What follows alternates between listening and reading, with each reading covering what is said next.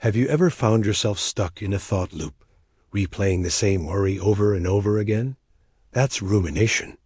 It's the quiet spiral you can fall into without even noticing. Let's try to visualize it. Imagine a tiny miniature character walking inside a maze. The walls don't look dangerous at all. They have soft colors, gentle textures.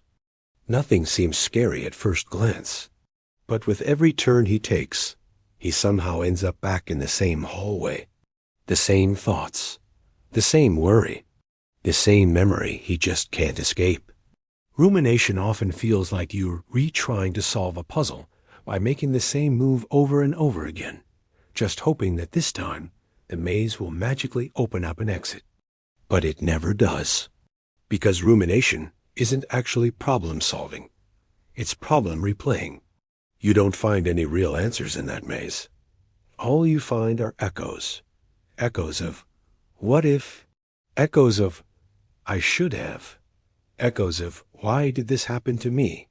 These questions bounce off the walls, getting louder and more persistent with each lap you take.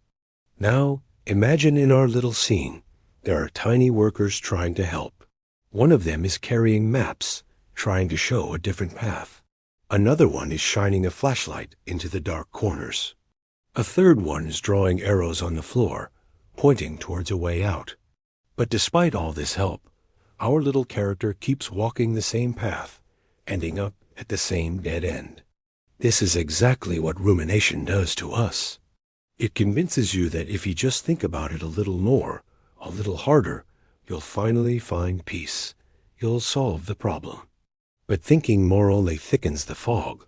It reinforces the walls of the maze, making it feel even more impossible to escape. So what's the real way out? How do you escape this loop? The answer is surprisingly simple, yet incredibly difficult to put into practice. You stop trying to solve the maze. You just step outside of it. You see, rumination loses its power, not when you finally figure out the thought, but when you stop giving it the fuel it needs to survive, your attention.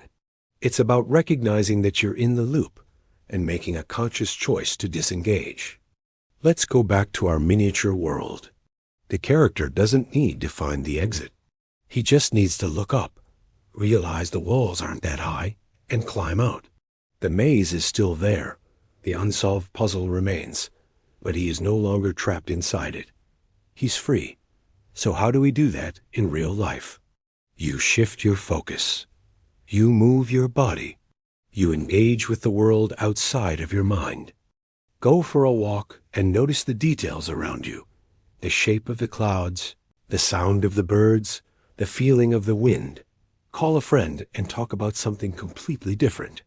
Dive into a hobby that requires your full concentration, like painting, playing an instrument, or even just organizing a drawer. These actions are like climbing out of the maze. They create distance between you and the repetitive thought. It's not about ignoring your problems or pretending they don't exist. It's about giving your mind a break from the unproductive loop of replaying them. Let the maze stay unsolved for a little while. Let the echoes fade, because peace isn't found inside that endless loop. Peace is in the moment you decide to step away from it. If you find that rumination is a constant struggle and it's impacting your daily life, please consider reaching out to a mental health professional. They can provide you with tools and strategies tailored specifically for you. You don't have to navigate this maze alone. Thank you for watching.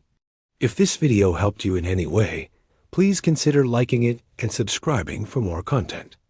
Take care of yourselves and remember to be kind to your mind.